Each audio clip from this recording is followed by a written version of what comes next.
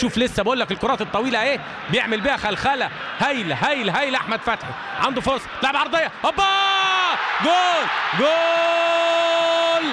عماد متعب النجم الكبير على طول يتحرك للكره ويحطها بدماغه. بقول لك هو اللي عنده الحلول حسام غالي، لان الجونه مقفل وفي تكتل دفاعي في وسط الملعب وامام مرمى عبد المنصف. بيكون الحل والاختيار بكره طويله زي كده تكسر التكتل الدفاعي من المهاري الرائع حسام غالي، والعرضيه بالمقاس.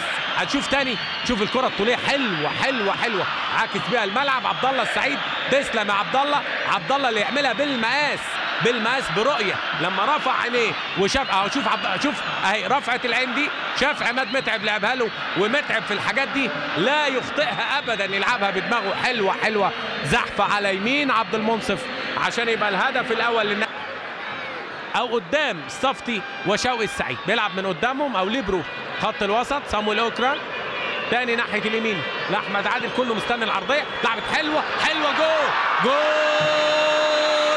جول صامويل اوكران يتعادل من اول ظهور. تخيلوا حضراتكم اول ظهور للجونه امام مرمى شريف اكرامي، هدف للغاني صامويل اوكران.